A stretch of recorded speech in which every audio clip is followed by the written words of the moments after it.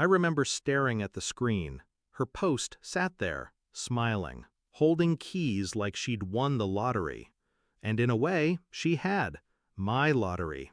I didn't comment, didn't call, didn't even blink.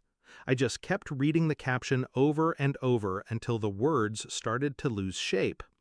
Thank you, Mom and Dad, for giving me my first house. My first thought wasn't disbelief, it was recognition.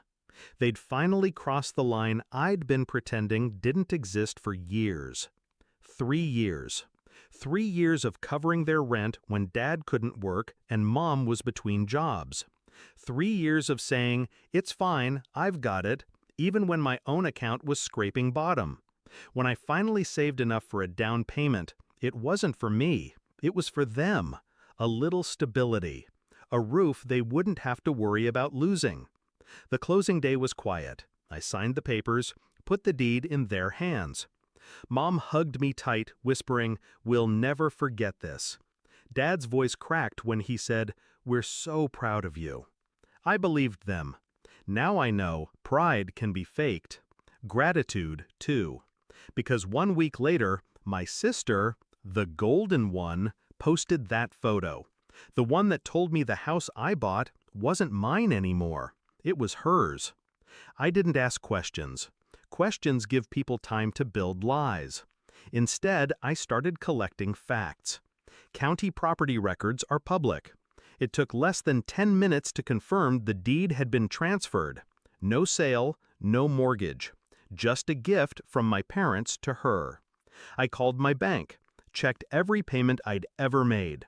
Every cent was mine. Every document had my name on it. Until it didn't. I sat with it for a week. Not angry, not crying, just quiet. Because I knew something they didn't. In their rush to give her my gift, they'd made one mistake. A fatal one. See, I didn't just buy the house, I paid the taxes up front. And I never took my name off the insurance. Technically, my name was still on the title history as grantor, and the insurance still listed me as the sole point of contact, which meant the house wasn't untouchable. The plan came together in layers. First, I paid a visit to the insurance company, told them I wanted to update my coverage, better protection, higher premiums. They were happy to oblige. Then, I quietly switched the mailing address for all policy documents to my apartment. Second, I filed a formal complaint with the county's assessor's office, questioning the legality of the gift transfer. The process would be slow, but that was fine. Slow meant my parents and sister wouldn't suspect anything, until it hit. The final piece was delicate. My sister had no idea how to handle homeownership. The lawn started to grow wild. She left trash cans on the curb for days. So I called the HOA, anonymously. Every violation stacked fines on the property. Fines she thought were my parents' problem. Fines my parents thought were hers. In reality, they were mine. By the end of month 3, the house was bleeding money. The HOA was threatening legal action. The insurance premiums had tripled because of risk factors, and the county had frozen the title transfer pending review of my complaint. That's when I called a meeting. Living room, Sunday afternoon. They were all there, Mom, Dad, and my sister, perched on the couch like a queen. The tension was thick enough to taste. I slid a manila envelope across the coffee table. Inside, copies of every document, every payment I'd made, every fine they'd racked up, and a formal letter from my lawyer. "You have 2 choices," I said, calm as a surgeon. 1, sign the house back to me. Today.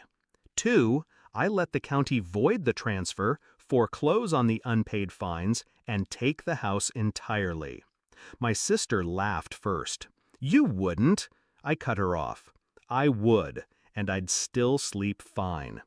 Dad tried to reason, but his voice wavered. Mom started to cry. I just sat there, watching them realize they'd underestimated me. It took them all of 20 minutes to fold. Signatures on the papers, title back in my name. I didn't gloat, didn't yell, but when my sister stormed out, slamming the door, I let myself smile. The next day, I sold the house. Cash offer. Closed in 2 weeks. I didn't tell them until the moving trucks pulled up. Mom called, begging to stay just a little longer. Dad tried guilt, reminding me of everything they'd done for me. I let their words wash over me like static. They taught me something valuable. Love without respect isn't love at all. And trust, once broken, never repairs. When I walked away from that house for the last time, I felt lighter. Not because I'd won, because I'd stopped playing their game. They lost the roof I gave them. I gained the freedom they'd been costing me for years. And that, to me, was worth far more than any house.